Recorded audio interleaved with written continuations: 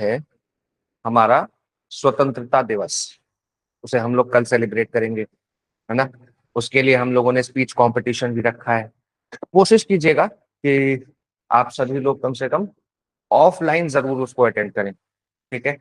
तो कल स्वतंत्रता दिवस है और कल उस पर हम लोग बात करेंगे, लेकिन आज आज है विभाजन विभीषिका स्मृति दिवस, यानी कि पार्टीशन हॉरर्स रिमेम्बरेंस डे।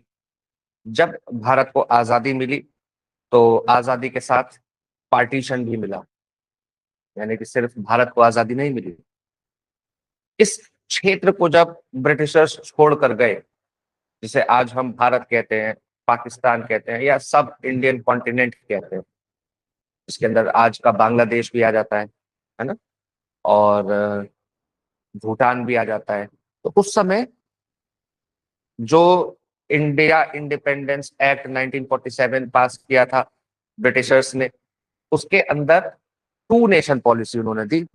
उन्होंने कहा कि जो इंडिया के साथ जाना चाहता है वो इंडिया के साथ जा सकता है, जो पाकिस्तान के साथ जाना चाहता है वो पाकिस्तान के साथ जा सकता है, और जो आजाद रहना चाहता है वो आजाद रह सकता है। तो तीन ऑप्शन थे सबके पास। तो आज जो हम भारत देखते हैं, लगभग जूनागढ़, हैदराबाद, कश्मीर और एक दो जगहों को छोड़कर सभी लोगों ने इंस्ट्रूमेंट ऑफ एक्सेशन साइन किया, भारत में शामिल हुए। लेकिन विभाजन के साथ ही जब पाकिस्तान बना तो उसके साथ ही लोगों का माइग्रेशन शुरू हुआ, जिसे दुनिया का सबसे बड़ा मास माइग्रेशन माना जाता है, वन ऑफ द बिगेस्ट, ठीक है, one of the biggest mass migration. जो लोग इंडिया में आना चाहते थे लेकिन लाहौर में रह रहे थे, कराची में रह रहे थे, बलूचिस्तान में रह रहे थे, लेकिन आना चाहते थे इंडिया में, वो लोग पाकिस्तान से इंडिया आए, या जो बांग्लादेश में रह रहे थे, आज का जो बांग्लादेश है वो भी पाकिस्तान बना। तो जो बांग्लादेश से इंडिया आए लोग और इंडिया से पाकिस्तान या बांग्लादेश, आज का जो बांग्लादेश है, वहां पर गए, तो इस माइग्रेशन के दौरान बहुत ही विभत्स वॉयलेंस, विभत्स घटनाएं घटी, जिसमें कि बहुत ज्यादा वॉयलेंस हुआ, ठीक है। तो आप लोग कभी मूवी है तो मूवी देखिएगा, मूवी का नाम मुझे याद नहीं आ रहा है अभी, मैं आप लोगों को रिकमेंड करूंगा वो मूवी। तो वो किसके किसके ऊपर बनी हुई है? वो विभाजन के ऊपर मूवी बनी हुई है, जिसके अंदर ये दिखाया है कि किस तरीके से लोगों को मारा काटा गया उस समय पर, विभाजन के दौरान, ठीक है।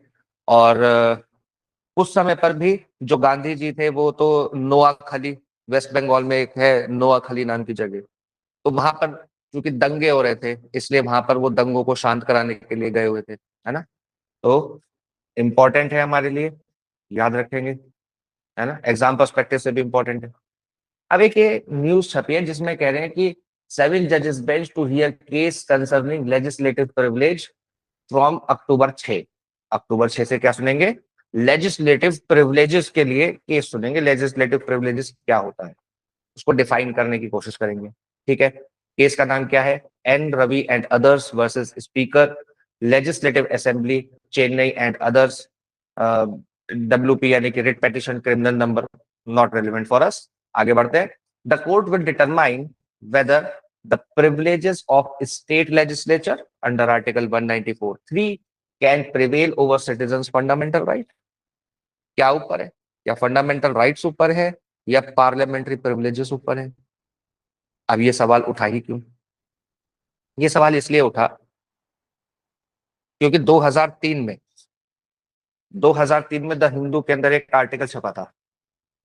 उस आर्टिकल के अंदर क्रिटिसाइज किया गया था उस समय की जयललिता गवर्नमेंट को। जयललिता गवर्नमेंट ने, मतलब कि उस स्टेट असेंबली ने उसका कॉग्निजेंस लिया और उस जर्नलिस्ट को 15 दिन की सजा सुना दी, 15 days इम्प्रिजनमेंट, 7 नवंबर 2003 को। तो जो जर्नलिस्ट था वो सुप्रीम कोर्ट पहुंचा। सुप्रीम कोर्ट ने 10 नवंबर को उसकी जो 15 दिन की इम्प्रिजनमेंट थी उस पर स्टे कर दिया और अरेस्ट के ऊपर स्टे लगा दिया कि अरेस्ट वारंट का एग्जीक्यूशन नहीं होगा, ठीक है। सर्च लाइट केस और ये भी आगे पढ़ेंगे हम लोग, ठीक है ना। तो सबसे पहले देखते हैं कि कौन कौन से कॉन्स्टिट्यूशनल प्रोविजंस हैं जो यहाँ पर अट्रैक्ट होते हैं, जिनको हमारा जो हमारा बेस बनाएंगे इस केस को समझने के लिए। तो आर्टिकल 194 क्लॉज 1 कहता है freedom of speech and expression देता है किसको, subject to constitution and rule of house. किसको देता है, स्टेट लेजिस्लेचर के अंदर मेंबर्स को, ठीक है, जितने भी मेंबर्स हैं उनको क्या देता है, right to speech and expression देता है, ठीक है। आर्टिकल 194 क्लॉज 2 क्या कहता है, an MLA can not be sued और प्रोसिक्यूटेड फॉर एनीथिंग सेड और any vote given in the house और इट्स कमेटी। जो भी उसने वोट किया, जो भी उसने कहा हाउस के अंदर, उसके लिए कोई केस नहीं हो सकता। पब्लिकेशन मेड बाय और under the authority of the house is protected, ठीक है, जो भी पब्लिकेशन किया जाएगा वो प्रोटेक्टेड है। आर्टिकल 194 क्लॉज 3 क्या कहता है, अदर पावर्स एंड प्रिविलेजेस में be defined by state legislature through law. Law बना के अपनी प्रिविलेजेस को, अपने पावर्स को डिफाइन कर सकते हैं, बढ़ा सकते हैं, ठीक है। 194 क्लॉज 4 क्या कहता है, extends relevant protection to persons constitutionally entitled to speak in house. जो मेंबर नहीं भी है वो भी एंटाइटल्ड है, अगर एंटाइटल्ड है तो उसके पास भी right to speech and expression है within the house, house के अंदर वो बोल सकता है, ठीक बात है, समझ में आई, है ना, कि पार्लियामेंट्री प्रिविलेजेस हैं। और पार्लियामेंट के अंदर अगर ये मतलब पार्लियामेंट के लिए ही नहीं, लेजिस्लेटिव प्रिविलेजेस हैं, तो लेजिस्लेचर के अंदर अगर कोई कुछ बोल रहा है तो वो एक्सप्रेशन है। एक्सप्रेशन है किसका, एक्सप्रेशन कलेक्टिव एक्सप्रेशन है हम सब लोगों का। जब तक वो बोलेगा नहीं तब तक हमारी बात पहुंचेगी कैसे, तो उसको बोलने का अधिकार होना चाहिए। बात समझ में आती है, एकदम सही है ना। सर एक एक बात पूछूं। बिल्कुल पूछो। सर जब मैं बहुत पहले पढ़ रही थी, जब लॉ कर रही थी, तो कुछ प्रोविजन पढ़े थे जहाँ पे जो लेजिस्लेचर होती है उसको पावर दी जाती है जो अलग से होते हैं, जैसे कुछ भी बोल सकते हैं तो उन पे कोई केस भी नहीं होगा। ये वही वाले प्रोविजंस हैं क्या? हाँ जी, वही है जो आपने लॉ में पढ़े होंगे, जब आप कॉन्स्टिट्यूशन पढ़ रहे होंगे तो उसके अंदर पार्लियामेंट्री प्रिविलेजेस का एक चैप्टर आता है, उसके अंदर ये सारे प्रोविजंस पढ़ाए जाते हैं लॉ के अंदर, आपने पढ़े होंगे, ठीक है। लेकिन हमारा भी तो अधिकार है, जनता का भी तो अधिकार है, हमारा भी तो right to speech and expression है। और right to speech and expression है तो साथ में राइट टू प्रेस भी है, अलग से कहीं लिखा नहीं है, लेकिन right to speech and expression के साथ आ जाता है राइट टू प्रेस, है ना। स्पीच एंड एक्सप्रेशन के साथ ही है, वो भी एक तरीका है अपनी बात को एक्सप्रेस करने का, ठीक है, समझ में आई बात। उसके ऊपर रेस्ट्रिक्शंस लगाई जा सकती हैं। कुछ ग्राउंड्स हैं, 8 ग्राउंड्स दे रखे हैं आर्टिकल 19 क्लॉज 2 के अंदर, जैसे सोवरेनिटी है, सिक्योरिटी ऑफ स्टेट है, public order, decency, defamation, contempt of court, incitement of offence, या फिर friendly relations with foreign state. इन सब ग्राउंड्स के ऊपर मेरी स्पीच के ऊपर रेस्ट्रिक्शन लगाई जा सकती है। बात समझ में आती है। Legislative privilege is not expressly mentioned in article 19 plus 2, कहीं लिखा नहीं है कि लेजिस्लेटिव प्रिविलेजेस है तो उसके बारे में हम छाप नहीं सकते, बात नहीं कर सकते, कर सकते हैं। आर्टिकल 21 क्या कहता है, आर्टिकल 21 कहता है कि भाई मेरा राइट टू लाइफ है विद डिग्निटी है, और विद डिग्निटी है तो ऐसे ही कोई 15 दिन की मुझे सजा थोड़ी कर देगा। 15 दिन की सजा करने के पीछे क्या होना चाहिए, लॉ होना चाहिए, लीगैलिटी होनी चाहिए, और वो लॉ फेयर भी होना चाहिए, और मेरी पर्सनल लिबर्टी को हर्ट ना करता। पर्सनल लिबर्टी को कब हर्ट कर सकता है, कब वो मेरी पर्सनल लिबर्टी को ले सकता है, जब वो प्रोसीजर स्टैब्लिश्ड बाय लॉ हो और वो ड्यू प्रोसेस हो। दोनों चीजें जरूरी है, ठीक है, ड्यू प्रोसेस होना भी जरूरी है। आर्टिकल 361 ए क्या कहता है, बहुत इंपॉर्टेंट है, it protects the publication of substantially to report of parliament और लेजिस्लेटिव प्रोसीडिंग्स। ये अधिकार देता है किसको, प्रेस को। प्रेस को क्या अधिकार देता है, कोई भी ट्रू प्रोसीडिंग्स हैं पार्लियामेंट की तो उन ट्रू प्रोसीडिंग्स को छाप सकता है, रिपोर्ट कर सकता है, ठीक है। However protection is unavailable where, कहां पर अनअवेलेबल होंगी, publication is proved to have been made maliciously, या फिर it relates to secret sitting, ठीक है, it relates to secret sitting, तब ये क्या हो जाएगा, यहाँ पर वो अधिकार मेरा नहीं रहेगा, है ना, अगर मैं मैलिशियसली छाप रहा हूं। लेकिन इस केस में क्या है, इस केस में रिपोर्टिंग नहीं है, इस केस में क्या है, इस केस में एडिटोरियल है, जो एडिटोरियल छपा था उसके ऊपर ये 15 दिन का कन्विक्शन किया गया था। ठीक है, आगे बढ़ते हैं। आर्टिकल 122 212 ये दोनों क्या कहते हैं, court ordinarily can not question parliamentary और legislative proceeding merely on the ground of procedural irregularity. Courts वैसे तो प्रोसीजरल इरेगुलरिटी के लिए पार्लियामेंट को क्वेश्चन नहीं कर सकता, कब कर सकता है, जब सब्सटेंटिव इलीगैलिटी हो, जब वो इलीगल काम कर रहे हैं, जब अनकॉन्स्टिट्यूशनैलिटी है, जब लैक ऑफ जुरिस्डिक्शन है, कोई मालाफाइड इंटेंशन है उनकी, जब वायलेशन ऑफ फंडामेंटल राइट्स हो रहा है, उस समय तो सुप्रीम कोर्ट इंटरवीन कर ही सकता है ना। इन केसेस में सुप्रीम कोर्ट या जुडिशरी इंटरवीन कर सकता है, तभी तो चेक एंड बैलेंस बना रहेगा। हाँ, हम मानते हैं कि ना तो जुडिशरी और ना ही लेजिस्लेचर और ना ही एग्जीक्यूटिव किसी के ऊपर है, कोई किसी के ऊपर नहीं है, तीनों इंडिपेंडेंट हैं। लेकिन चेक एंड बैलेंसेस का जो प्रोविजन है, चेक एंड बैलेंसेस का जो मैकेनिज्म है, वो काम करना चाहिए। तो वो यहाँ पर कैसे काम करेगा, जब लेजिस्लेचर के ऊपर चेक एंड बैलेंसेस कौन रखेगा, जुडिशरी रखेगा। ठीक है, अब कुछ केसेस है जिसमें MSM शर्मा वर्सेस श्री कृष्णा सिन्हा 1959 का केस है, इसको बोलते हैं सर्च लाइट केस। ठीक है, इसके अंदर क्या हुआ था, सर स्क्रीन बड़ी कर दीजिए सर। क्या कर दूं, सर स्क्रीन बड़ी कर दीजिए, इधर से हो नहीं रहा, बहुत देर हो गई टाइप करते। अरे अरे पहले ऑप्शन बोल नहीं देते, आ रहा। कोई बात नहीं, पहले ध्यान दिला दो। हम्म, तो सर्च लाइट केस के अंदर क्या हुआ था, इसके अंदर हुआ कि एक न्यूज़पेपर पब्लिश हुआ जिसके कुछ पोर्शन के अंदर जो स्पीच थी, मतलब जो उसके अंदर जो छपा था बिहार असेंबली की कुछ स्पीच, बिहार असेंबली के अंदर कुछ बोला था किसी ने, बिहार असेंबली ने उसको एक्सपंज कर दिया। एक्सपंज कर दिया मतलब रिकॉर्ड से हटा दिया जो चीज बोली गई असेंबली के अंदर, लेकिन वो चीज छप गई अखबार में। अब अखबार में छप गई तो क्या हुआ, मेजोरिटी ने बोला the house possessed the privilege of controlling publication of its proceeding. ऐसे कुछ नहीं छाप सकते, प्रिविलेज है पार्लियामेंट के पास, लेजिस्लेचर के पास, कि वो क्या पब्लिकेशन देना चाहता है, क्या पब्लिश कराना चाहता है, क्या पब्लिश नहीं कराना चाहता है। ठीक है, in this context article 194 clause 3 prevailed over the newspaper's claim under article 19 clause 1। तो right to speech and expression के ऊपर किसको रखा गया, पार्लियामेंट्री प्रिविलेजेस को रखा गया।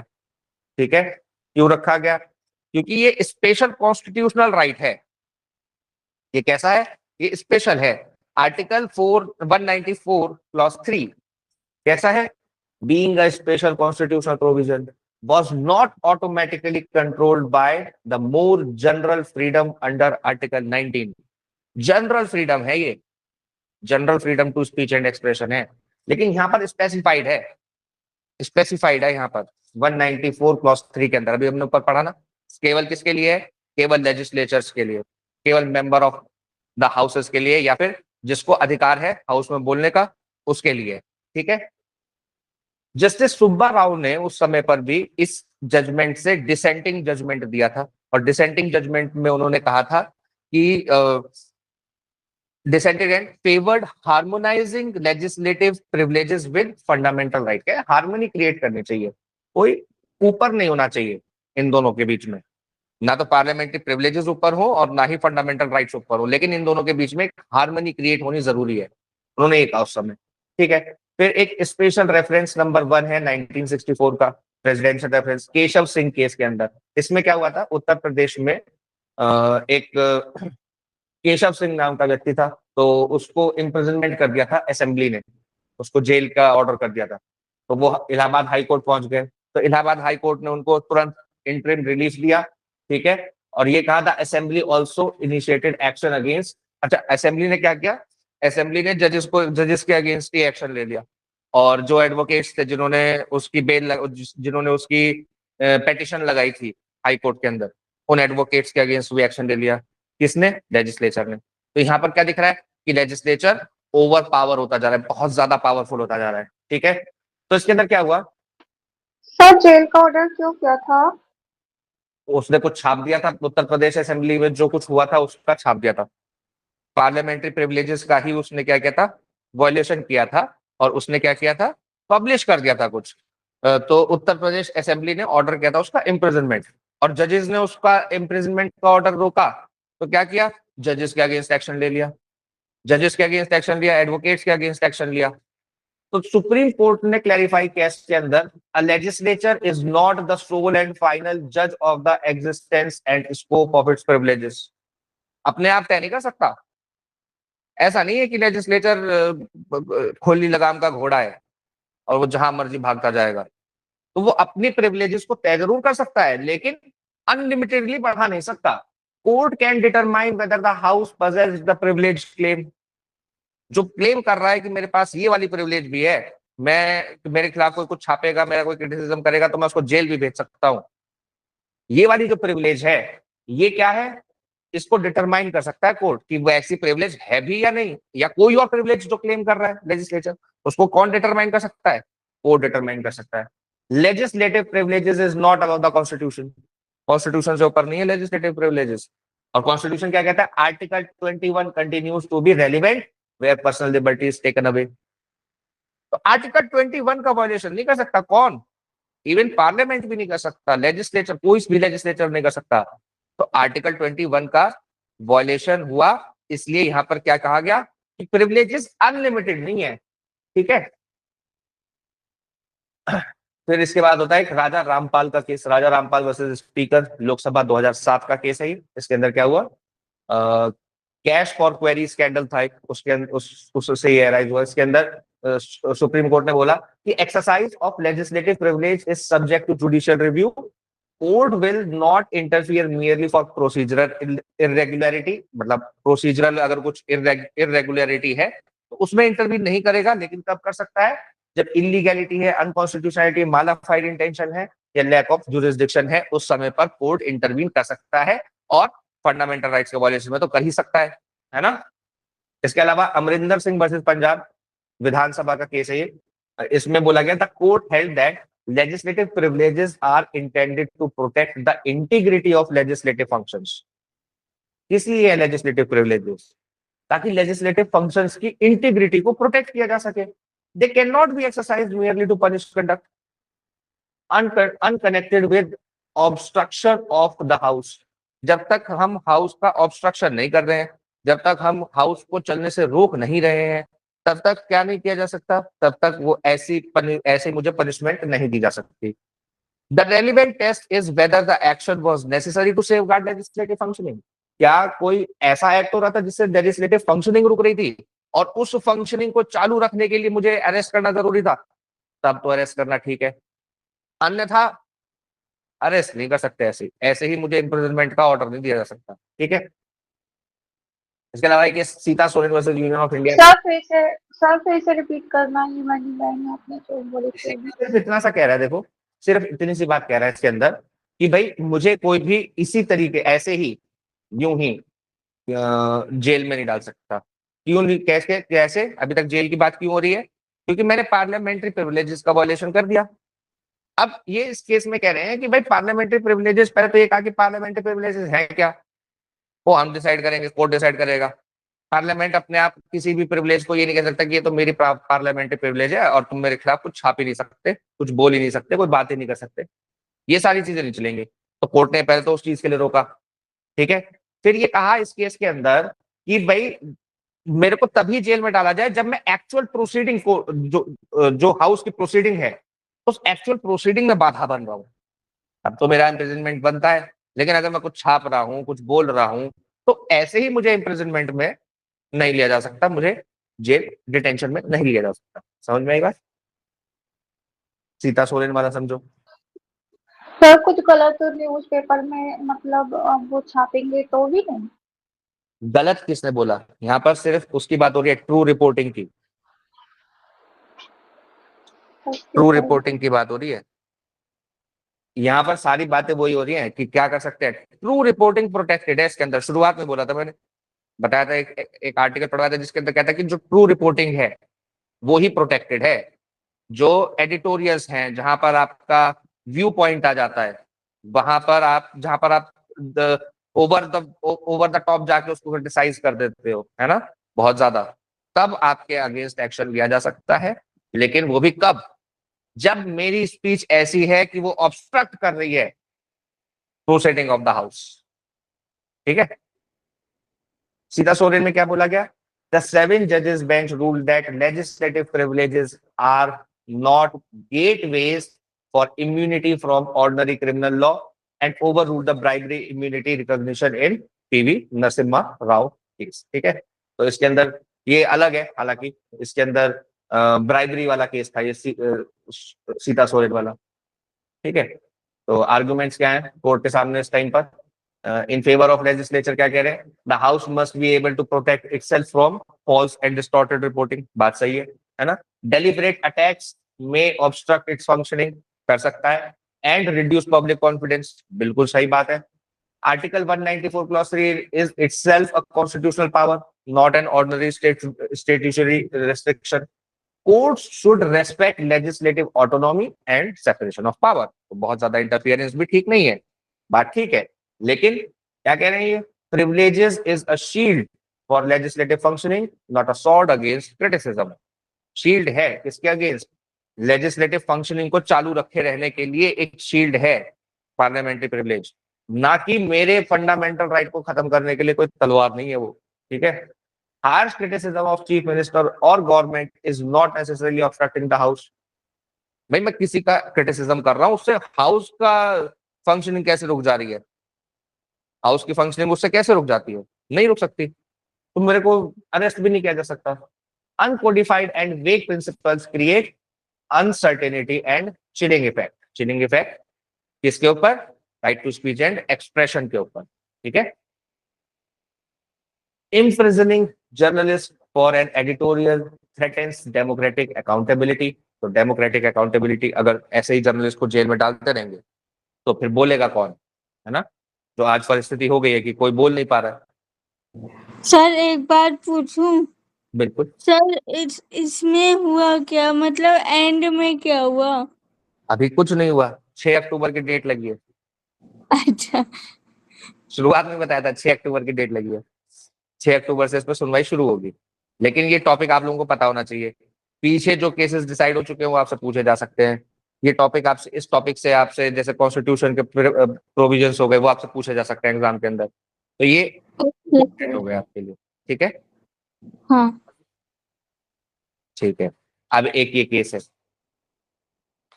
इस केस में पहले मैं आप लोगों से सवाल पूछूंगा, फिर इसको पढ़ेंगे। ठीक है, तो सबसे पहले मैं पूछना चाहूंगा सवाल। आज हम शुरू करते हैं। यहाँ पे कौन बनेगा करोड़पति, मैं हॉट सीट पे बैठ चुका हूँ अपनी ऊंची वाली पे, और यश जीत जी सवाल का जवाब देंगे कि क्या एक रेप के केस में महिला का कैरेक्टर मैटर करता है या नहीं करता?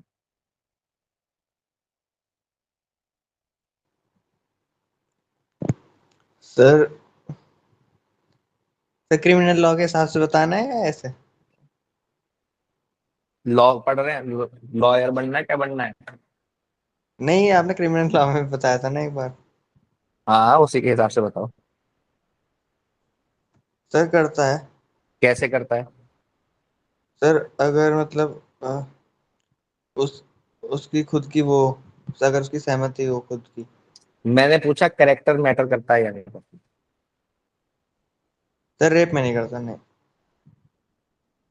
Aditya? Yes, sir, it does not matter. Himanshu?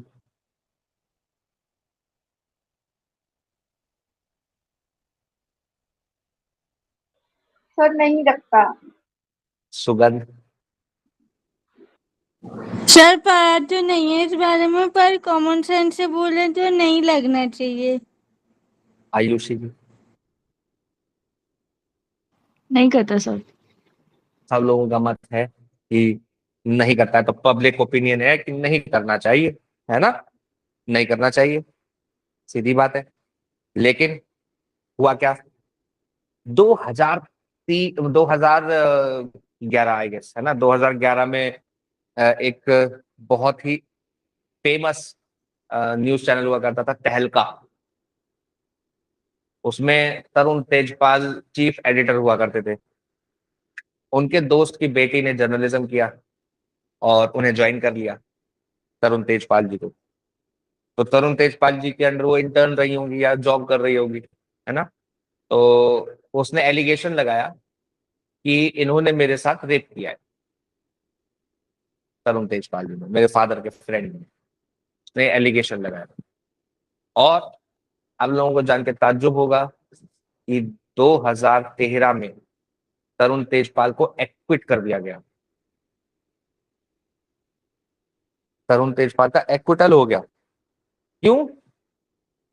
On the basis of the conduct of the girl. क्यों? क्योंकि उस एलिज रेप के बाद वो लड़की पार्टी करती हुई दिखाई दी, वो लड़की वाइन पीते हुए दिखाई दी, वो लड़की नॉर्मल काम करते हुए दिखाई दी, उसने जॉब नहीं छोड़ी। तो कोर्ट ने कहा कि भाई ये तो रेप नहीं हो सकता, कोर्ट ने उसको एक्विट कर दिया। लेकिन हाई कोर्ट ने, बॉम्बे हाई कोर्ट ने अभी जजमेंट पास किया है इसके अंदर, और तरुण तेजपाल को 10 साल के लिए रिग्रेस इम्प्रिजनमेंट की सजा सुनाई है फॉर एग्रेवेटेड सेक्सुअल ऑफेंसेस। ठीक है, आ जाते हैं इस पे, केस पे। ये है तरुण तेजपाल। तो 10 साल की रिग्रेस इम्प्रिजनमेंट हो गई, गोवा में ये हुआ था।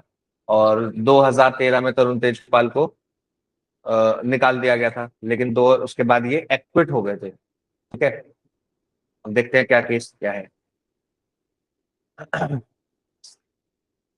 ठीक, कोर्ट ने क्या फाइंडिंग्स की? कोर्ट ने क्या फाइंडिंग की कि ट्रायल कोर्ट्स व्यू वाज परवर्स। परवर्स मतलब नॉट एक्सेप्टेड, नॉट एक्सेप्टेबल। कहना ऑर्डिनरीली एंड एक्विटल, ऑर्डिनरली जब कोई एक्विट हो जाता है तो वो स्ट्रेंथन कर देता है कि वो जो व्यक्ति है वो इनोसेंट ही होगा, इस नोशन को। क्योंकि एक नोशन है हमारे लॉ के अंदर, क्या कहता है?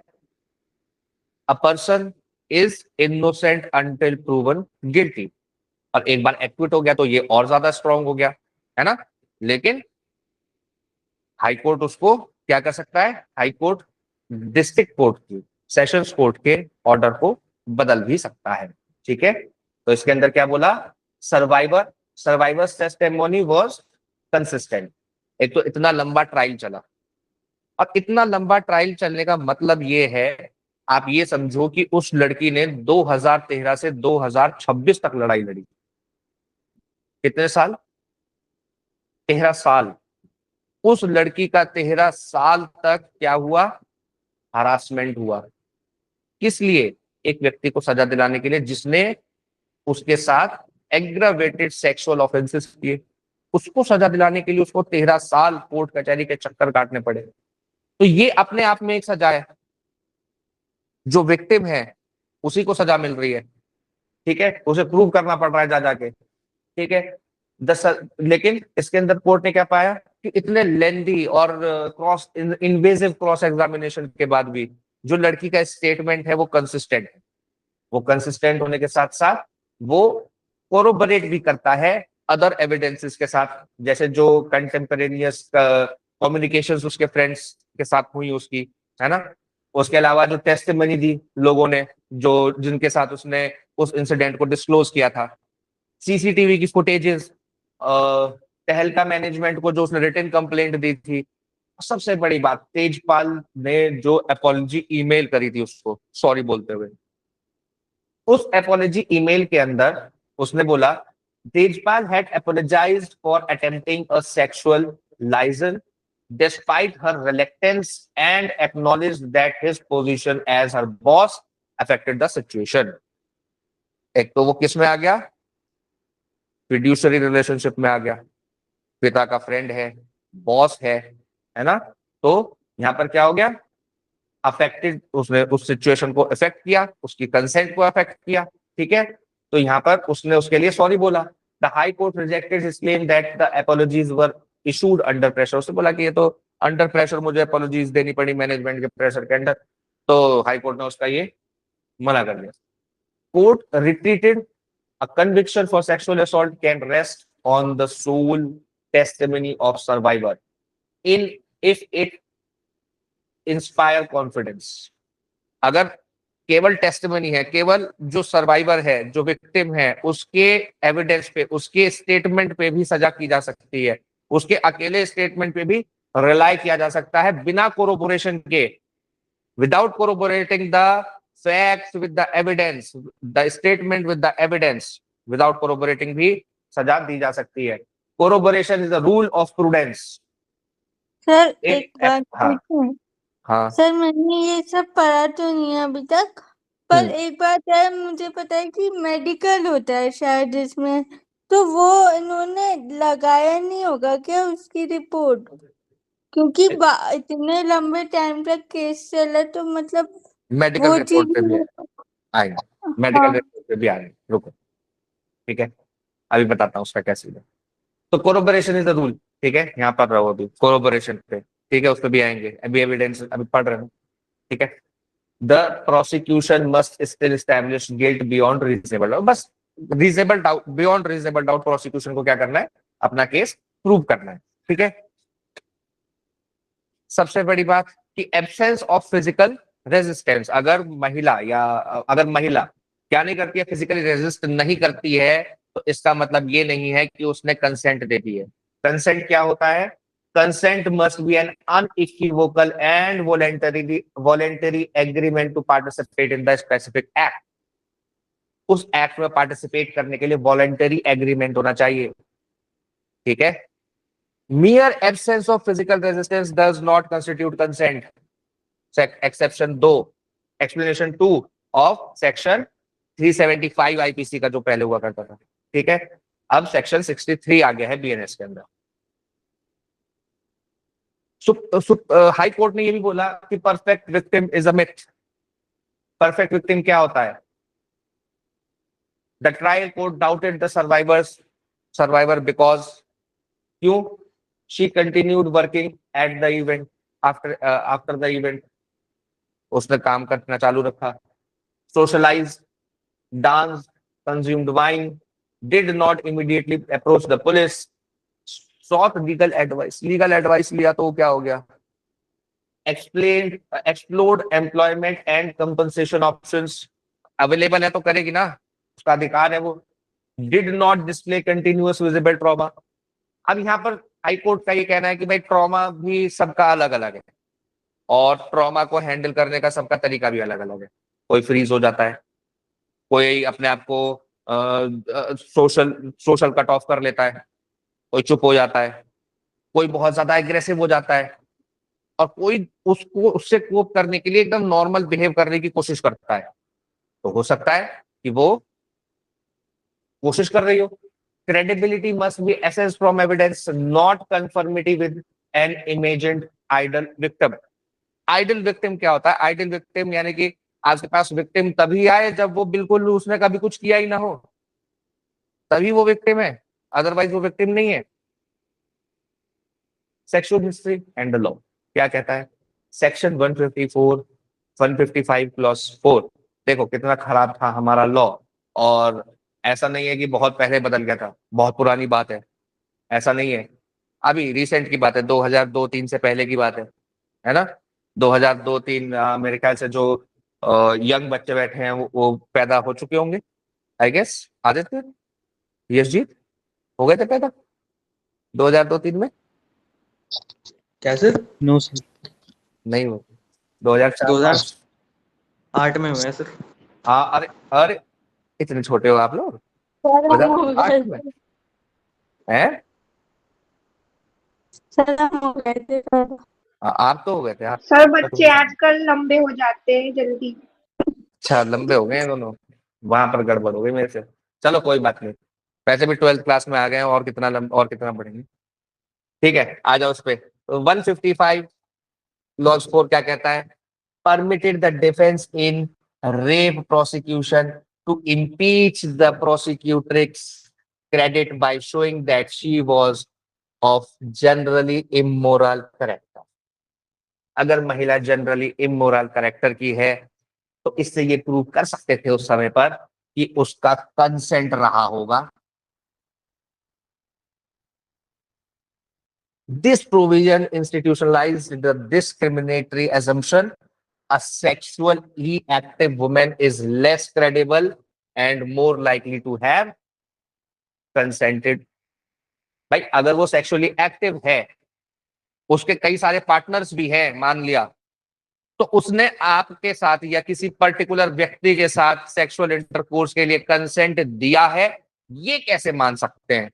ये मान रहे थे। तो 2002-3 का रिफॉर्म हुआ इंडियन एविडेंस एक्ट के अंदर और सेक्शन 155 क्लॉज 4 को डिलीट कर दिया गया और एक नया सेक्शन जोड़ा गया, inserted a proviso in section 146। Proviso जोड़ा गया 146 के अंदर, restricting question about the survivors general immoral character. Cross examination के अंदर उससे इमोरल कैरेक्टर उसका है, इस तरीके का क्वेश्चन ही नहीं पूछ सकते। ठीक है, 31 दिसंबर 2002 से ये इफेक्ट में आ गया। फिर 2013 में जब ये हुआ आपका निर्भया कांड, उसके बाद फिर से एक रिफॉर्म आया और 2013 में सेक्शन 53A और 146 के प्रोवाइजो को एक्सपेंड किया गया। कैसे किया गया, क्या क्या लाया गया इसके अंदर? तो सेक्शन 53A जो है जो अब BSA के अंदर सेक्शन 48 हो गया। ठीक है, section 53A is equal to 48 BSA। इसके अंदर क्या बोला गया? कैरेक्टर और previous sexual experience is irrelevant to consent. ठीक है, जो प्रीवियस अगर उसके सेक्सुअल एक्सपीरियंसेस हैं, उसने पहले कंसेंट दी हुई है, हो सकता है सेम पार्टनर के साथ भी कंसेंट दी हो, सेम पार्टनर के साथ भी कंसेंट दी हो। जरूरी थोड़ी है अगर किसी महिला ने जुलाई में कंसेंट दी है तो अगस्त में भी कंसेंट दे ही देगी, जरूरी थोड़ी है ना। तो इसके लिए आप लोगों को एक मूवी बताता हूँ, आप लोग मूवी देखना जो अभी स्पेशली जिनके पास टाइम है, पिंक। इसके अंदर अमिताभ बच्चन है, अमिताभ बच्चन की मूवी है। आप लोग सोच रहे होंगे कि मैं अमिताभ बच्चन की ही मूवी क्यों सजेस्ट करता रहता हूँ। ये अमिताभ बच्चन के बुढ़ापे की मूवी है, जो पहले सजेस्ट की थी वो जवानी की थी। ठीक है तो अमिताभ बच्चन है। एक उसके अलावा जो प्रोवाइजो टू सेक्शन 146 था, जो अब सेक्शन 149 हो गया है BNS का, उसके अंदर such questions can not be asked in cross examination to establish consent. इस तरीके के जो सेक्सुअल एक्सपीरियंसेस हैं, उसके पुराने, उसका कैरेक्टर है, इमोरल कैरेक्टर है, जैसा भी है, उसके बारे में क्वेश्चंस नहीं पूछ सकते। इसके अलावा सेक्शन 114A जो अब हो गया है सेक्शन 120 BSA का, ये क्या बोलता है? प्रिजम्पशन देता है अगर एग्रावेटेड रेप हुआ है तो ये प्रिजम्पशन देता है, ये मान के चलेंगे एग्रावेटेड में क्या नहीं होगा, कंसेंट नहीं होगी। अब सामने वाले को प्रूफ करना, बर्डन ऑफ प्रूफ शिफ्ट हो जाएगा। ठीक है, सेक्शन 148 टू 152 जो अब हो गए 151 to 155, court must control improper, scandalous और इंसल्टिंग क्वेश्चंस। इस तरीके के क्वेश्चंस को रोकने का काम किसका है? कोर्ट का है। वकील तो पूछेगा, कोर्ट का काम है कि रोके। ठीक है, और रोके का मतलब ये नहीं है कि सब वकील साहब को पूछने दे और फिर बाद में उसको हटा दे उसमें से। रोकने का मतलब ये नहीं है। रोकने का मतलब ये है कि उसी समय पर रोके, क्योंकि ये सीधे सीधे हरासमेंट है उस लड़की का जिसका जो रेप सर्वाइवर है, वो कोर्ट में खड़े होकर उन सवालों का जवाब दे रही है, सीधे सीधे उसका हरासमेंट है। ठीक है, उस हरासमेंट को रोकना जरूरी है। सेक्शन 48 BSA क्या कहता है? Rule of relevance in prosecutions for specified sexual offences where consent is an issue, the victim's character is irrelevant. ठीक है, previous sexual experience with any person is irrelevant, it cannot be used to establish either consent or the quality of consent। quality of consent के लिए भी नहीं किया जा सकता। 149 क्या कहता है? the defense cannot ask questions about general immoral character, previous sexual relationships, number of partners, sexual preferences, unrelated intimate communications, उन सब के बारे में क्वेश्चंस नहीं पूछे जा सकते। 114 जो अब 120 हो गया, वो क्या कहता है? इन specified aggravated rape prosecutions the sexual act हुआ है और कंसेंट जो इशू में है उसके लिए प्रिजम्पशन लेगा। अगर ये प्रूव हो जाता है कि सेक्सुअल एक्ट हुआ है बाय द एक्यूज्ड, तो ये प्रूव करना जरूरी नहीं है कि कंसेंट नहीं थी, फिर ये प्रूव करना पड़ेगा कि कंसेंट थी। ठीक है, तो बर्डन ऑफ प्रूफ शिफ्ट हो जाएगा, यहाँ पर एक प्रिजम्पशन है। ठीक है, why does sexual history still enters, अभी भी कैसे हो जाती है, क्यों, क्योंकि क्वेश्चन घुमा फिरा के पूछे जाते हैं, है ना, घुमा फिरा के पूछ लेते हैं। और इसके अलावा ब्रॉड एक्सेस होता है हमारे डिजिटल डेटा के ऊपर, जब हम कोर्ट के अंदर जाते हैं तो हमारा डिजिटल डेटा पूरा छाना जाता है, उसकी पूरी जांच की जाती है डिफेंस के एडवोकेट्स के द्वारा। फिर सर हाँ जी सर बोलो सर मेरे को आपसे कुछ बोलना है। बोलो। सर आप बीच बीच में एकदम ना वंदे भारत की तरह चल देते हो, मतलब क्या कुछ क्वेश्चन भी पूछना होता है ना, सर आप बहुत स्पीड से चलते हो, बीच बीच में ठीक से पढ़ाते हो, फिर एकदम से वंदे भारत की तरह हो जाते भाई हो। साहब, भाई अभी साहब, कुछ इस क्लास में तेज ही चलना पड़ेगा, क्योंकि हमें पूरा अखबार 1 से 1.5 घंटे के अंदर निपटाना होता है, ठीक है। तो इस क्लास में तेज ही चलना पड़ेगा, न्यूज़पेपर के लिए तेज ही चलना पड़ेगा, अगर न्यूज़पेपर पढ़ना है डेली तो, ठीक है। वरना तो ये है कि आप अपना थोड़ा सा स्पीड को बढ़ाओ और क्वेश्चंस पूछ लिया करो, क्वेश्चंस पूछने के लिए तो कभी रोका ही नहीं है। अभी जैसे आप बोल रहे हो कि मैं वंदे भारत की स्पीड से चल देता हूँ, तो इसकी जगह आप अपना सवाल भी पूछ सकते थे, है ना, समय बचता था, ठीक है। सवाल है तो सर पूछो कुछ। अभी एक क्वेश्चन पूछना था, वो भूल गई मैं अभी। अब आपका दिमाग ही इधर उधर भाग रहा है तो भूल ही जाओगे ना, ध्यान लगाओ तो सवाल नहीं भूलोगे। सवाल क्या था याद करके पूछ लो, अभी भी पूछ लो, ध्यान लगाओ इसमें, ठीक है। थोड़ा सा स्पीड यहाँ पर इस वाली क्लास में तेज ही रहेगी। इसमें अगर मैं आपको सही बता रहा हूँ, आप मेरे साथ किसी दिन न्यूज़पेपर पढ़ के देखो, आपको क्या लगता है ये जो 1-1.5 घंटे की क्लास होती है इसके लिए मुझे न्यूज़पेपर कितने घंटे पढ़ना होता होगा, बताओ मेरे को। सर 4 से 5 घंटा। 4 से 5 घंटे की रिसर्च लगती है इसके पीछे, तब जाके ये 1 घंटे 1.5 घंटे का मटेरियल निकलता है आपके लिए, ठीक है। सर जब मैं खुद पढ़ती थी मेरे को भी इतना ही लगता था, चार से मेरे को पांच घंटे पढ़ने के लिए मेरे को 2 से ढाई घंटा लगता है, उसके बाद रिसर्च करने के लिए 1 से 1.5 घंटा लगता है, फिर ये पीडीएफ आपके लिए तैयार करने में 1-1.5 घंटा लगता है। तो मुझे सुगंध जी से ज्यादा ही टाइम लगता है, ठीक है।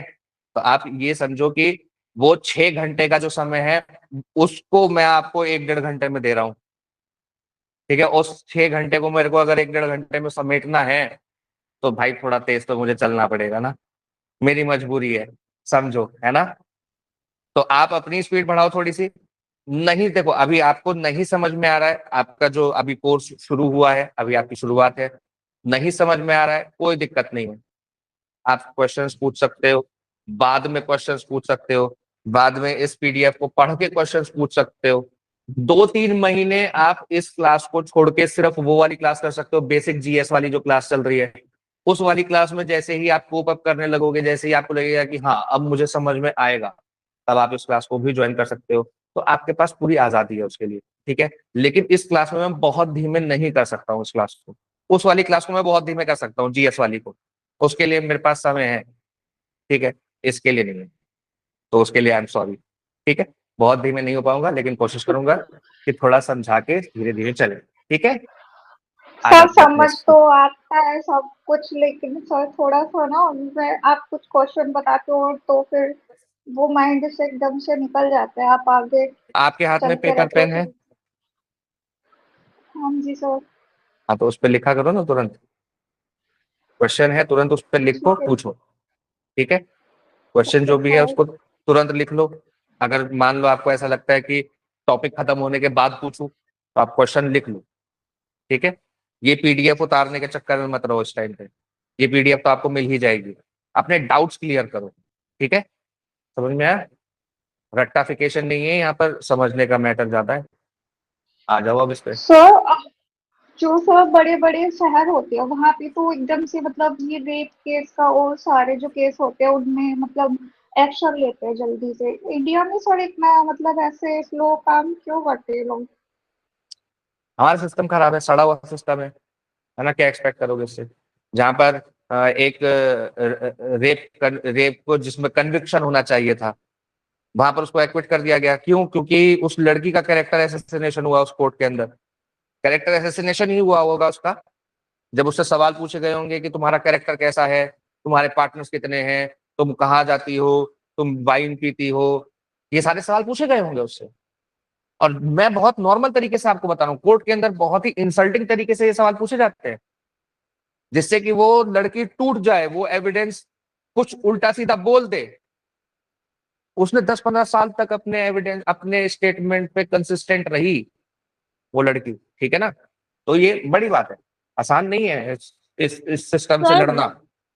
हाँ। एक बात पूछूं, जैसे अगर वो पूछ भी रहे हैं तो हम्म। सर वो लड़की अगर मतलब लॉ पढ़ी हुई है और अगर वो बोलती है कि ये आपका सवाल मेरे राइट टू प्राइवेसी को ब्रीच कर रहा है तो आप कभी कोर्ट में जाना, राइट टू प्राइवेसी हाँ को ब्रीच कर रहा है, लेकिन हाँ आप कभी कोर्ट में जाना और वहां पर हाँ देखना कि वकील कितना मेंटल प्रेशर बना के रखते हैं जिस समय क्रॉस एग्जामिनेशन कर रहे होते हैं।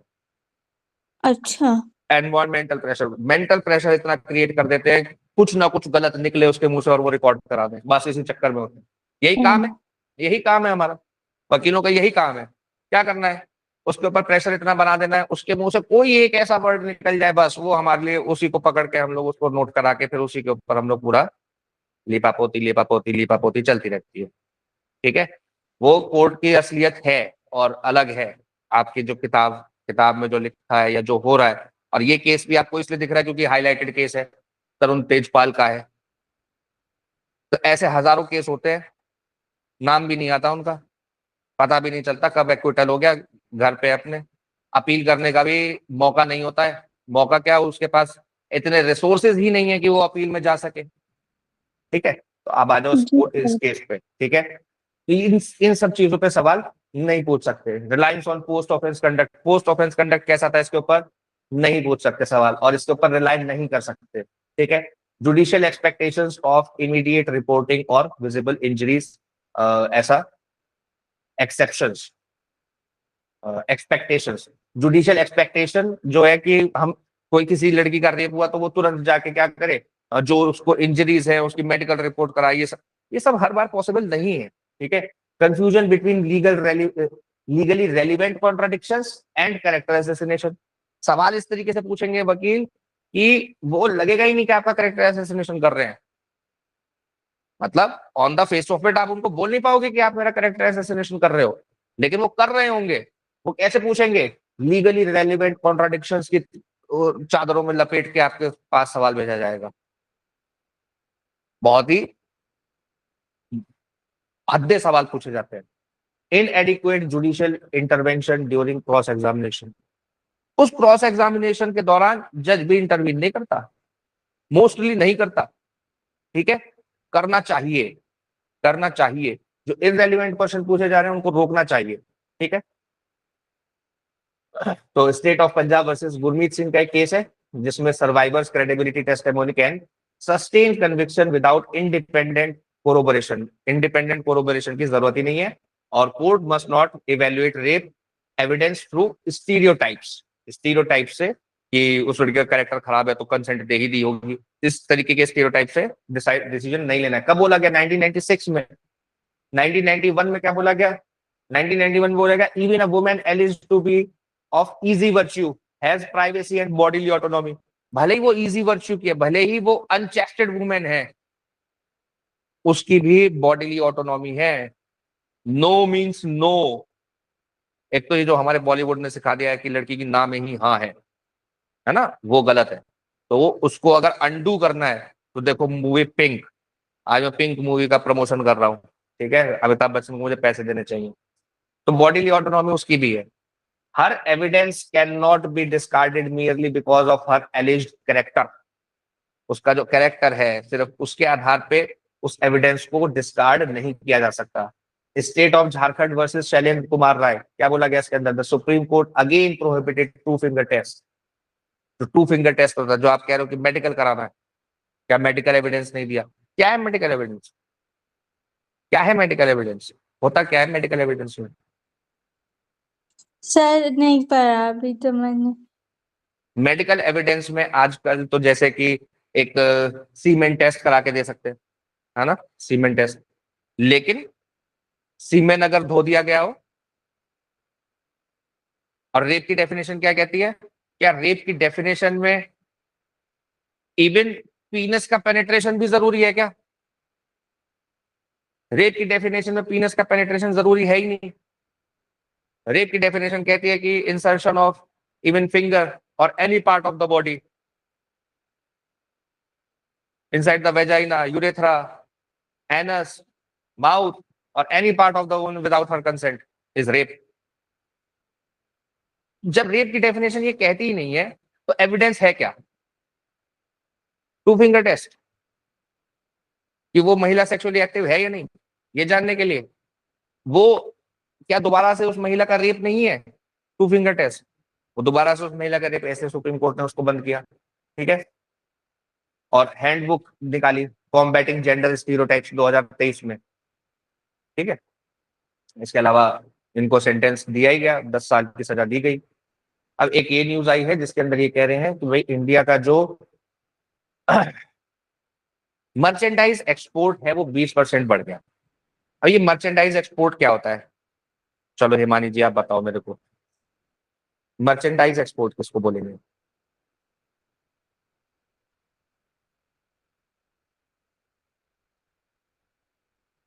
जी हिमानी जी हैं क्लास में? सर आप मेरे को बोल रहे हो सर? हाँ, आपका नाम क्या है? हिमानी तो है, क्या नाम है आपका? हिमांशी, हिमांशी सॉरी। हाँ जी सर। हाँ हिमांशी, आप बताओ। सर आइडिया नहीं है इसके बारे में। मर्चेंडाइज एक्सपोर्ट किसको बोलते हैं? सर जो बिजनेस से रिलेटेड सामान बाहर जाता है। बिजनेस से रिलेटेड नहीं। सर जो कमा रहा है मैंने चलो पता नहीं। हिमांशी आप मुझे, अभी मैं हिमांशी से सवाल पूछूंगा 2-3। हिमांशी आप मुझे ये बताओ एक्सपोर्ट किसे बोलते हैं?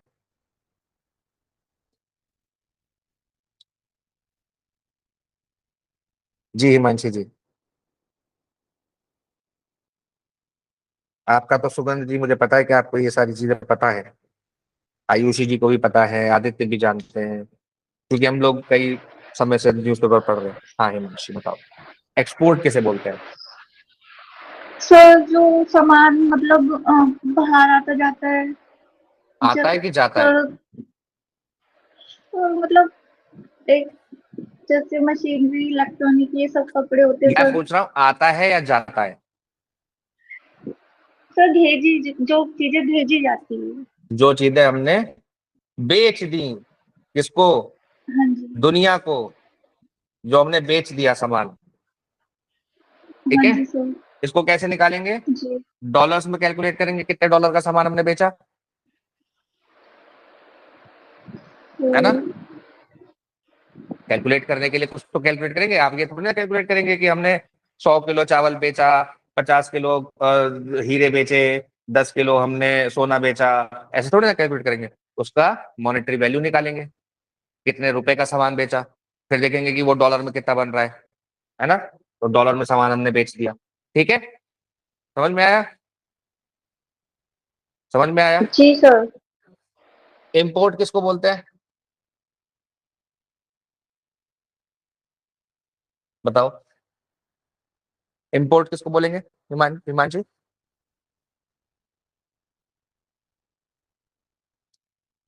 जल्दी बताओ, इतना टाइप नहीं होता। आयात, हिंदी में बोलते हैं आयात। सर आइडिया नहीं इसके बारे में तो। जो हमने दुनिया से खरीदा, आयात मतलब जो हमने दुनिया से खरीद लिया। हमने पेट्रोल खरीदा, हमने गैस खरीदी, हमने बहुत सारा सामान खरीदा दुनिया से, है ना, उसको बोलेंगे इंपोर्ट, ठीक है। अब दो तरीके हो सकते हैं, पहला हमने एक्सपोर्ट ज्यादा किया हो और इंपोर्ट कम किया हो, तो हमारा फायदा होगा ना। बोलो आपने सामान 100 रुपए का सामान बेचा, 50 रुपए का खरीदा, तो 50 रुपए बच गए आपके पास, जी सर। बच गए ना। तो इसको बोलते हैं ट्रेड सरप्लस। और ट्रेड ट्रेड सरप्लस कैसे निकलेगा? एक्सपोर्ट माइनस इंपोर्ट, जितने का सामान बेचा उसमें से जितने का खरीदा उसको माइनस कर देंगे, ठीक है। दूसरी परिस्थिति होगी कि इंपोर्ट ज्यादा हो जाए और एक्सपोर्ट कम हो जाए। अगर कम सामान, कम 150 रुपए का सामान आपने खरीदा और 100 रुपए का बेचा, 50 रुपए का नुकसान हो गया ना आपको। बोलो, जी सर। जी इसको सर। बोलेंगे ट्रेड डेफिसिट, डेफिसिट। को बोलेंगे ट्रेड डेफिसिट, ठीक है। कैसे निकलेगा? इंपोर्ट माइनस एक्सपोर्ट, इंपोर्ट में से एक्सपोर्ट माइनस कर देंगे, 150 रुपए में से 100 रुपए माइनस कर देंगे, 50 रुपए आपका नुकसान, हुआ नुकसान? बताओ जी सर। हिमांशी, हाँ जी सर। किसको बोलते हैं ट्रेड डेफिसिट? अब मर्चेंडाइज एक्सपोर्ट क्या होता है? जो गुड्स का एक्सपोर्ट होता है। एक्सपोर्ट हम दो चीजें करते हैं। एक्सपोर्ट को मतलब हम लोग दो कैटेगरीज में बांट सकते हैं, इंपोर्ट एक्सपोर्ट दोनों को।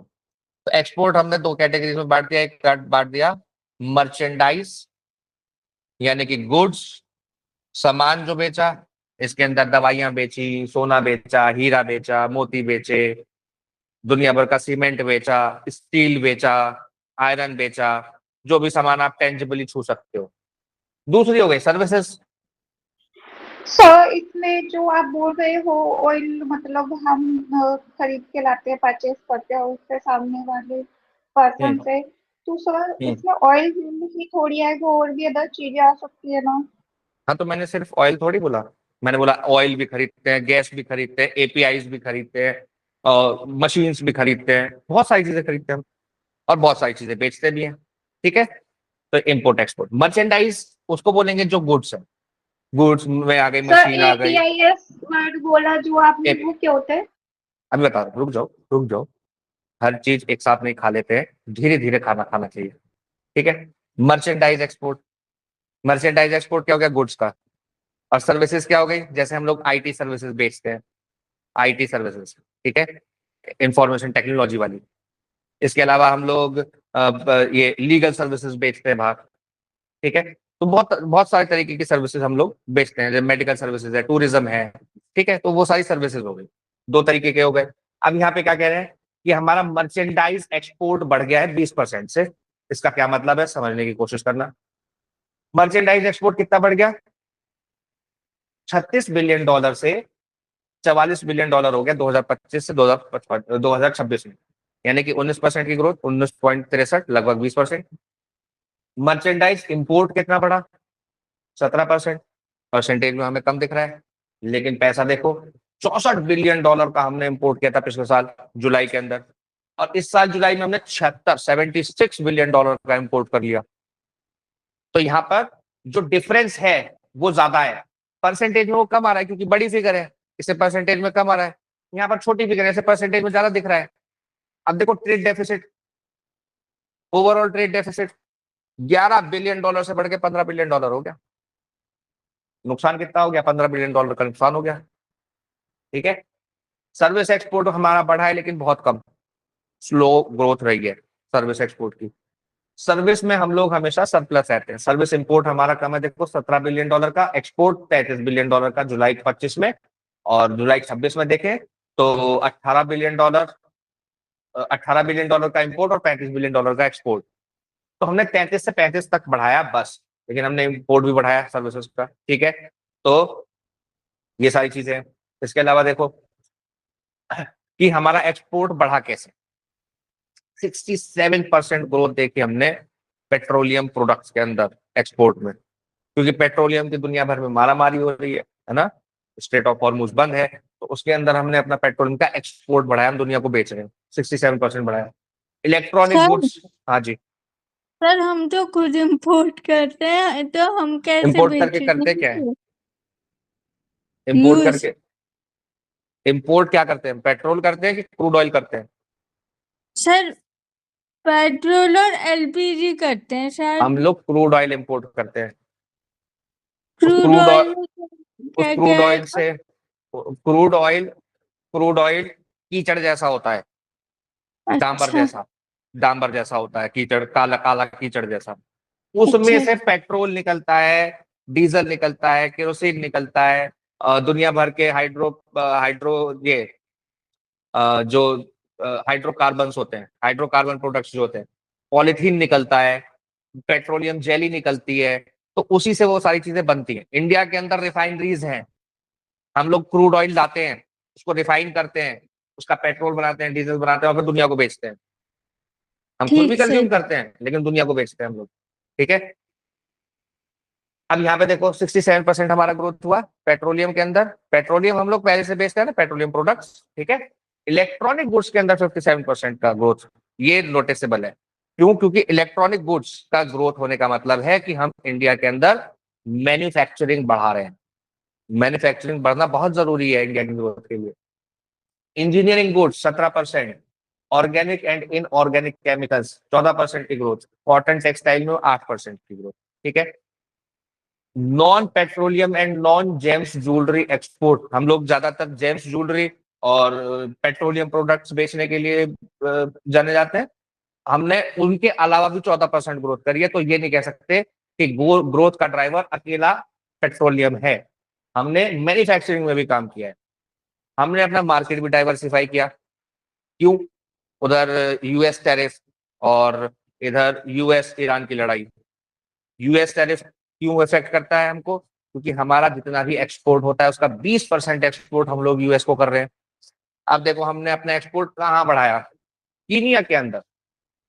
कीनिया के अंदर 151% की ग्रोथ हमारे एक्सपोर्ट की। सिंगापुर में 83% की growth, Malaysia 73%, China 64%, US 12%, despite sir tariffs के बाद भी। हाँ जी, सर मेरे को एक क्वेश्चन पूछना है। बिल्कुल पूछिए। सर अभी आपने बोला था कि हम भी ऑयल बनाते हैं ना। ऑयल नहीं बना, ऑयल को रिफाइन करते हैं, क्रूड ऑयल को। अच्छा, तो सर मतलब अभी मेरा ये क्वेश्चन था हम्म कि जब हम बाहर से ऑयल लेकर आते हैं तो हम्म। मतलब सर जब हम ये सब करते हैं तो बाहर से जब हम ऑयल लेते हैं तो वो महंगा हो जाता है ना। बाहर से लेते हैं क्रूड ऑयल तो महंगा, हाँ तो महंगा लेते ही हैं। तो सर फिर हमारे ही मतलब वो देश में बाहर में क्यों नहीं बनता है? बाहर से हम लेते हैं तो फिर वो तो चीजें महंगी हो जाती है ना। तो हम उसमें वैल्यू ऐड कर रहे हैं ना। हम क्रूड ऑयल में वैल्यू ऐड कर रहे हैं ना। क्रूड ऑयल कितने रुपए का लिया हमने? हमने लिया मान लो 100 रुपए बैरल, और बेचा कितना? $100 $100 पर बैरल। ये बहुत हाई रेट है वॉर के टाइम का। ठीक है। तो 100 रुपए बैरल अगर हमने खरीदा, $100 पर बैरल अगर हमने खरीदा, तो उस बैरल से हमने पेट्रोल बनाया, जो हमको कितने का पड़ा पेट्रोल? 50 60 रुपए, 70 रुपए। और हमने बेचा कितने का? 100 रुपए का। हो गई ना कमाई? Okay sir. इसको बोलते हैं वैल्यू एडिशन। जब कोई सेक्टर क्या करता है, प्रोडक्ट के अंदर वैल्यू ऐड करता है, तो उसको बोलते हैं जीवीए, ग्रॉस वैल्यू एडिशन। ठीक है। तो हम लोग क्या करते हैं, उसके अंदर वैल्यू एडिशन करते हैं। ठीक है। सर जैसे चाइना बायोफ्यूल में वैल्यू एडिशन करके बेच रहा है, हम लोग क्रूड ऑयल में, यही मतलब हुआ ना। बिल्कुल यही मतलब है। वो ठीक मिनरल्स ठीक को ठीक। वैल्यू ऐड करके बेच रहा है। अफ्रीका से मिनरल्स खरीदता है, उनको हाँ रिफाइन करता है, फिर वो बेचता है ना। ऐसे। अब जैसे कि 65% के आसपास की ग्रोथ दिखाई दे रही है चाइना के साथ एक्सपोर्ट में, तो इसका मतलब ये नहीं है कि हमारा बहुत ज्यादा ग्रोथ हुआ है चाइना के साथ एक्सपोर्ट में। और जो बेस ईयर हमने लिया है उस साल, यानी कि पिछले साल, बहुत ही कम एक्सपोर्ट हुआ था हमारा चाइना को। ठीक है। तो शिपिंग रूट डाइवर्सिफिकेशन हमने किया। शिपिंग रूट डाइवर्सिफिकेशन कैसे किया हमने? हमने जो स्ट्रेट ऑफ हॉर्मूज है उसको बाईपास करने का एक और तरीका निकाल लिया। फुजायरा। फुजायरा याद है? डिस्कस किया था हमने। नहीं सर। नहीं याद है तो याद कर लो, इंपॉर्टेंट है। ये है फुजायरा, ये है स्ट्रेट ऑफ हॉर्मूज। यहाँ पर ब्लॉकेड है। ठीक है। यहाँ पर यूएस की शिप्स खड़ी हैं, यहाँ पर ईरान के खड़े हैं। ठीक है। ये है फुजायरा। यहाँ पर सर सर सर हम्म, एक बार और रिपीट कर दीजिए, सिग्नल गड़बड़ हो गया था। यहाँ पर ईरान के आईआरजीसी खड़ा है, और यहाँ पर यूएस की नेवी खड़ी है। ब्लॉक कर रखा है ये रास्ता स्ट्रेट ऑफ हॉर्मूज का। तो हमने एक ये फुजायरा नाम का एक पोर्ट है, यहां से ऑयल इंपोर्ट करना शुरू किया, उसको बाईपास करते हुए। ये यूएई का पोर्ट है। ठीक है। यहाँ पर ये ओमान है, ये है ओमान। वैसे ओमान जो है यहाँ पर है नीचे, ये है ओमान। ठीक है। लेकिन यहाँ पर ये थोड़ा सा एरिया ओमान का है। तो ओमान और ईरान के बीच में आता है स्ट्रेट ऑफ हॉर्मुज। इसके अलावा ये सॉरी यूएई, यूएई जो है, यूएई का कुछ पार्ट इधर से भी लगता है, ठीक है, इधर से मतलब गल्फ ऑफ ओमान में, इसको बाईपास करते हुए। तो फुजायरा पाइपलाइन है इनकी दुबई में, वो सॉरी यूएई में। तो वहां पर ये क्या करते हैं, ऑयल को फुजायरा पोर्ट पे या फिर खोर फक्का फक्कन है, खोर फक्कन पोर्ट उसी के पास है, फुजायरा के पास 20-21 किलोमीटर का अंतर है इनमें।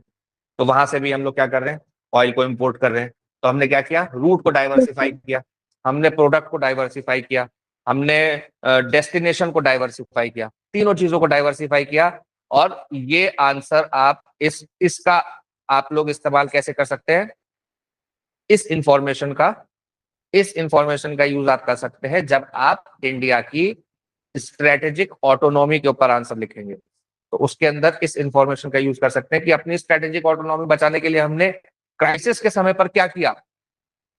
हमने क्या किया, हमने अपने प्रोडक्ट को डाइवर्सिफाई किया, हमने पेट्रोलियम और जेम्स एंड ज्वेलरी के बाहर निकल के चीजों को बेचना शुरू किया, हमने मार्केट को डाइवर्सिफाई किया, हमने अफ्रीकन मार्केट को भी बेचना शुरू किया, हमने श्रीलंका को बेचना शुरू किया, हमने चाइना को बेचना शुरू किया, अपना एक्सपोर्ट बढ़ाया।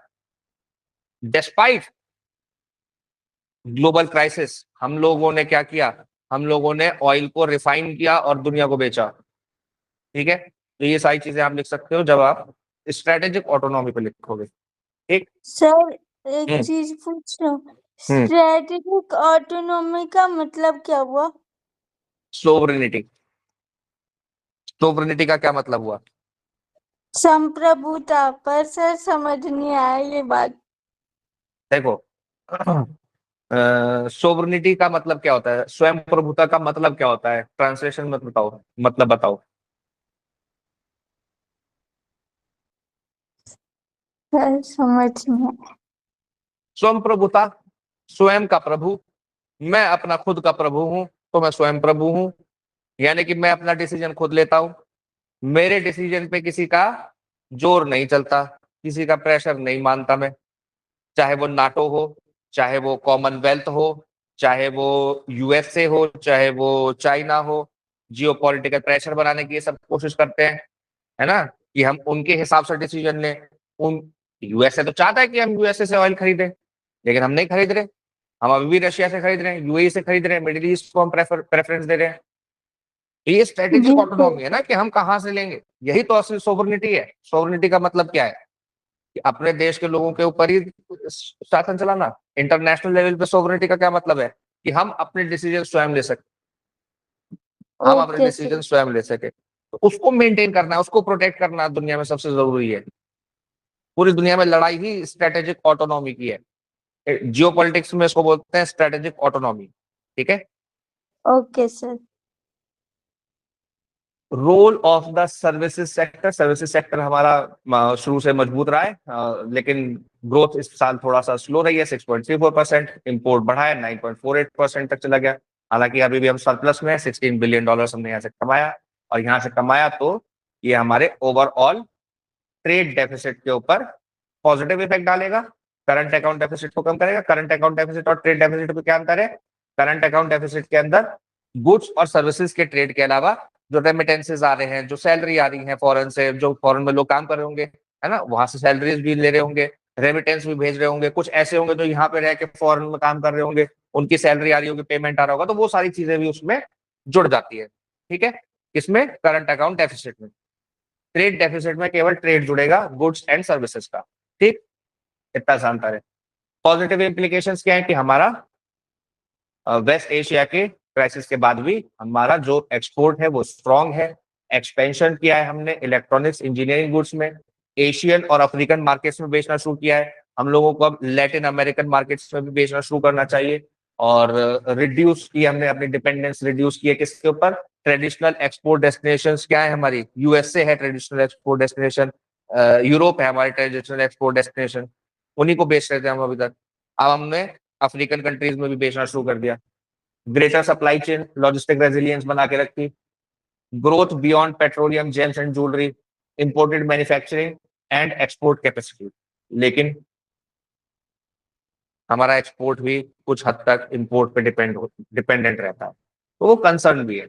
वाइडनिंग ट्रेड डेफिसिट, इसके बाद भी हमारा ट्रेड डेफिसिट बढ़ गया, नुकसान बढ़ गया हमारा, हमने एक्सपोर्ट बढ़ाया तब भी।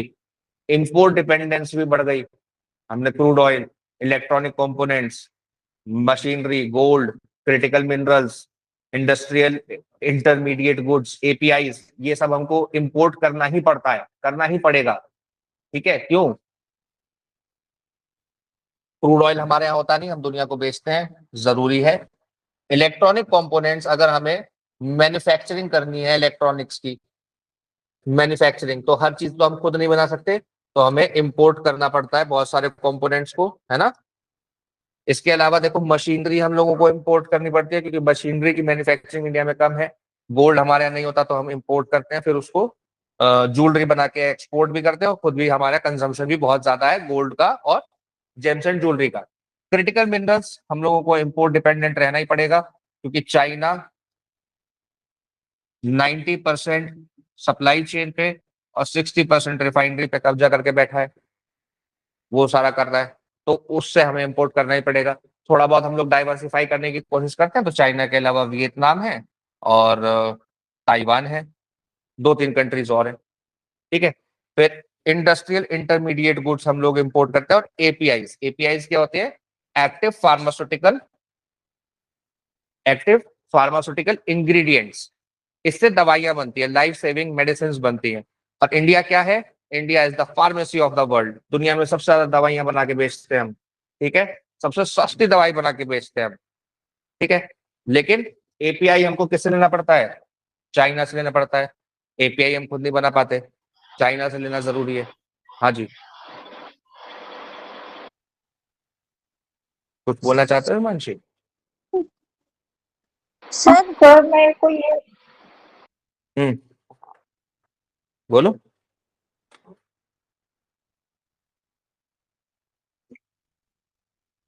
सर मेरे को ये बोलना था सर, जो ये एक्सपोर्ट का काम करते हैं सर, रात में जो ट्रक वगैरह जाते हैं सर, ये ज्यादातर रात में ही जाते हैं ना? ये जो ट्रक में आपके घर के पास हाईवे से ट्रक जा रहा है, वो पाकिस्तान जा रहा है, वो अमेरिका जाएगा? सर सर मैं बोल रही हूँ कि रात में ज्यादा काम होता है ना सर, ये एक्सपोर्ट का, सर वो सामान लेके जाते हैं। अरे बाबा, दिन रात होता है, दिन में ही हो, रात में क्यों होगा? सर आपके घर हमारे के पास टीचर के ने एक हाईवे, बार आपके घर के पास वाला हाईवे, उस पे रात को ट्रक चलते हैं, दिन में नहीं चलते। समुद्र के अंदर आपको ट्रैफिक कंट्रोल वैसा वाला नहीं करना ना, सिविलियंस के लिए, वहां तो है ही ट्रैफिक उसी का ही है, सामान जाने आने का, तो वहां पर उतना कंट्रोल, वो दिन रात वाला कंट्रोल वहां पर नहीं है एक्सपोर्ट में। ये एक्सपोर्ट आप यूपी से बिहार नहीं कर रहे हो, इंडिया से बाहर कर रहे हो, तो इंडिया से बाहर कैसे करोगे? कैसे करोगे एक्सपोर्ट? कहाँ से भेजोगे सामान बताओ? ट्रक में रख के भेजोगे? बोलो। सर जो हमारे एक मतलब पहले जब हमको टीके पढ़ाते थे ना सर, उन्होंने बताया था रात में चलता है ये ज्यादातर सामान ट्रक ये। रात में ट्रक चलता है क्योंकि शहरों के अंदर ट्रैफिक को कंट्रोल करना होता है, उसके लिए नियम बनाए गए हैं कि रात को ट्रक चलेंगे। कुछ हाईवेज ऐसे हैं जिनके ऊपर सिर्फ रात को अलाउड है, 10 बजे के बाद। ठीक है, जो शहरों में चल ओके रहा है। सर। ये एक्सपोर्ट की बात कर रहे हैं, देश से बाहर भेजने की बात कर रहे हैं, शिप में रख के जाएगा वो, दिन रात चलेगा शिप, कई दिनों तक चलेगा, तब जाके वो यूरोप पहुंचेगा। एक्सपोर्ट कैसे करोगे आप बताओ मेरे को? ट्रक में रख के कर सकते हैं क्या एक्सपोर्ट? नो शहरों की सर। गलियों में, शहरों की गलियों में ट्रक दौड़ाते हुए एक्सपोर्ट कैसे करोगे? इंडिया से बाहर लेके कैसे जाओगे सामान? सर एमपी वगैरह सर ये को जा सकते हैं ना अगर वहाँ पे है। मैप देखा है इंडिया का? ये मैप इंडिया का। अब दो ऑप्शन है आपके पास, या तो आप भूटान को, नेपाल को, बांग्लादेश को, म्यांमार को, म्यांमार के साथ अभी रोड बन रही है, इन 4 देशों को भेज सकते हो सामान। इन 4 देशों के अलावा किसको भेजोगे? पाकिस्तान को बेच लो और चाइना को बेच लो। इनसे बॉर्डर लगा हुआ है हमारा, ठीक है। अब इनके बियॉन्ड जाना है तो कैसे जाओगे? पाकिस्तान से हमने बोला था रोड बनाने दो, यहाँ से मना कर दिया। चाइना रोड नहीं बनाने देता। भूटान से रोड बना भी लेंगे तो कहां तक ही पहुंच पाएंगे? चाइना तक। नेपाल से रोड बना के चाइना तक। तो अब कैसे करें एक्सपोर्ट? अब कैसे पहुंचाए सामान अपना? फ्री ट्रेड एग्रीमेंट हो गया, उसने बोला कि हाँ भेज दो सामान। दुबई वाले ने, अमेरिका वाले ने बोला हाँ भेज दो सामान। कैसे भेजोगे? तो उसके लिए समुद्री रास्ता यूज करना पड़ेगा ना, यहाँ पे शिप में रख के। तो यहाँ से जयपुर से सामान कहाँ जाएगा? मुंबई, मुंद्रा, कांडला, है ना। बिहार से आएगा, झारखंड से आएगा, सब जगह से आएगा। यहाँ शिप में लोड होगा, शिप में लोड होके इधर से सामान जाएगा। दुबई जाना है, यहाँ से जाएगा। अब तो यहाँ से नहीं जा पा रहा है, यहाँ से जाना पड़ेगा। समझ में आई बात? ओके सर, फिर आगे। बहुत बहुत बड़े बड़े शिप होते हैं, 1-1 किलोमीटर लंबे शिप होते हैं जिनके अंदर सामान रख के भेजा जाता है। छोटे मोटे शिप नहीं होते वो, 1-1 किलोमीटर लंबे होते हैं वो शिप। जो शिप लेके जा रहे हैं वो अंदर क्रिकेट खेल रहे होते हैं, इतने बड़े होते हैं, समझ लो आप, ठीक है। ये मैं वैसे आपको वो नहीं कह रहा हूँ, ये मैं आपको जानकारी के लिए दिखाया मैं कि हम लोग कहाँ कहाँ बेच सकते हैं, इतना हमारा स्कोप है। तो स्कोप क्योंकि हमारा लिमिटेड है, सिर्फ इन्हीं देशों को बेच सकते हैं, और ये हमें जाने नहीं देता, ना चाइना जाने देता, ना चाइना सड़क देता है हमको, और ना ही पाकिस्तान देता है। तो हमारी मजबूरी है कि हमें ये यूज करना पड़ेगा वाटरवेज, ठीक है, समुद्री रास्तों को यूज करना हमारा मजबूरी है हमारी ये, ठीक है। तो सर हाँ जी। सर अभी आपने बताया था कि वियतनाम भी ये बेचता है मिनरल्स को हम्म। रिफाइन करके। सर छोटा सा क्वेश्चन था, वियतनाम पुअर कंट्रीज में आता है या रिच? पुअर कंट्रीज या रिच कंट्रीज, मतलब अच्छा खासा डेवलपमेंट है, डेवलपिंग कंट्रीज में ही आता है वो, डेवलप्ड कंट्रीज में नहीं ओके आता है, लेकिन अच्छा कंट्री है, बढ़िया, हमसे अच्छा डेवलपमेंट है वहां पे, ठीक है। ओके अब जियोपॉलिटिकल रिस्क, तीसरा क्या रिस्क है हमारे एक्सपोर्ट को लेकर? जियोपॉलिटिकल रिस्क है, ऑयल प्राइसेस बढ़ जाए, वॉर अगर बढ़ती है आगे, जो कि अब भी बढ़ेगी, ईरान और यूएस की वॉर, ईरान और यूएस की वॉर के अलावा भी वॉर्स बढ़ेंगी। कल कल या आज, आज या कल फिदेल कास्ट्रो का जन्मदिन है। कौन जानता है फिदेल कास्ट्रो का नाम? इसने पहले सुना हुआ है फिदेल कास्ट्रो? सर नाम सुना है मैंने। बस नाम सुना है? मतलब sir he was a revolutionary Cuba से आई गेस, फिदेल हाँ, कास्ट्रो और चे गुवेरा। चे गवेरा और फिदेल कास्ट्रो ये दोनों क्यूबन्स हैं, और कल मेरे ख्याल से उसका बर्थडे है, ठीक है। और क्यूबा में इस समय फिर से पावर शॉर्टेज हो रही है। तो जियो पॉलिटिकल कंफ्लिक्ट बढ़ रहा है और आगे बढ़ेगा। अभी ये पीक पर नहीं है जियोपॉलिटिकल कंफ्लिक्ट जो चल रहा है इस टाइम पे। रशिया यूएसए की वॉर चल रही है, बीच में मोहरे हैं आपके, ईरान, आपका क्यूबा, आपका ताइवान, ये मोहरे हैं। असली लड़ाई है Russia China versus USA, USA Israel, ठीक है, नाटो कंट्रीज 32 के 32, ठीक है, असली लड़ाई वहां है। तो ऑयल प्राइसेस बढ़ेंगे, शिपिंग चार्जेस बढ़ेंगे, इंश्योरेंस के प्रीमियम बढ़ेंगे, है ना। इंश्योरेंस बढ़ जाएंगे जब खतरा बढ़ जाएगा, डिलीवरी टाइम बढ़ जाएगा, इन्फ्लेशन बढ़ जाएगा, महंगाई बढ़ेगी आगे आगे, ठीक है। तो हमें क्या करना चाहिए? मैन्युफैक्चरिंग और वैल्यू एडिशन पे ध्यान देना चाहिए, अपने एक्सपोर्ट को बढ़ाना चाहिए। इंपोर्ट भले ही थोड़ा बढ़ रहा है कोई बात नहीं, लेकिन हमें अपने एक्सपोर्ट को बढ़ा के रखना चाहिए। इसके अलावा लॉजिस्टिक और इंफ्रास्ट्रक्चर को इम्प्रूव करना चाहिए, और मार्केट को डाइवर्सिफाई करने के लिए हमें south American countries, Latin American countries को भी टैप करना चाहिए। वो मार्केट भी बहुत बड़ा है ना।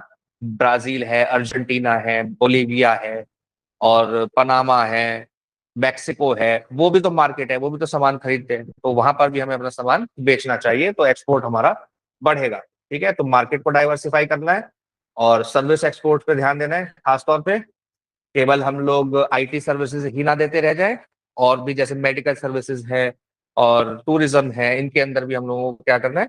अपना एक्सपेंड करना चाहिए। एनर्जी सिक्योरिटी पे खास तौर से ध्यान देना है। तो उसके लिए हमको क्रूड ऑयल सप्लाई को डाइवर्सिफाई करना चाहिए, जो हम इंपोर्ट कर रहे हैं उसको हमें अलग अलग कंट्रीज से मंगाना चाहिए डिवाइड करके।